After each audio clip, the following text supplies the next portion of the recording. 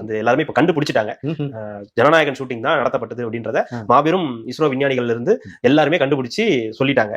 So வசமா சிக்கிருக்கீங்க அப்படின்றது தெரியுது. என்னென்ன கேமரா எடுத்தாங்க, யாரு என்ன அப்படின்ற எல்லா டீட்டெயிலுமே இப்ப வெளியே வந்துருச்சு. என்ன பண்ண போறீங்க? அடுத்த கட்ட நடவடிக்கை என்னவா இருக்கு? 1 கோடி பேய் 1 கோடி நீ பார்த்த ஆமா. அந்த மாதிரி பல நபர் அங்க வந்து விளக்கு பிடிச்சி நின்னவெல்லாம் இன்னைக்கு விளக்கம் கொடுத்துட்டு உட்காந்துருக்கான். அங்க ஷூட்டிங் நடந்துச்சு கரூர்ல வந்து ஜனநாயகன் ஷூட்டிங் நடந்துச்சுன்ட்டு. ஆனா முட்டா போயிலுங்க கடையிலாவது ஆட்டுக்கடையாவது கொஞ்சம் மூளை வாங்கி தின்ட்டு வந்துருக்கலாம். சரிங்களா? படம் ஷூட் முடிஞ்சு எடிட் முடிஞ்சு எல்லா படம் எல்லாம் முடிஞ்சு சென்சாருக்கு அனுப்பிச்சாச்சு.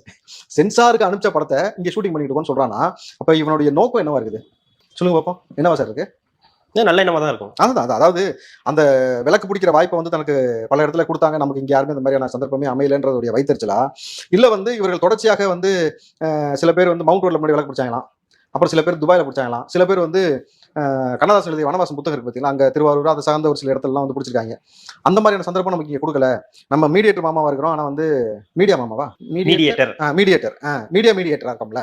ஸோ நமக்கு அந்த மாதிரி பெரிய வாய்ப்பெல்லாம் இங்கே மறுக்கப்படுதுன்னு தனக்கு தோன்ற எல்லா விஷயத்தையும் கற்பனையின் பேர்ல அடிச்சு விட்டு எவன் எழுத்து கேட்க போறான் அப்படின்ற ஒரு திமிரு தெனாவட்டில்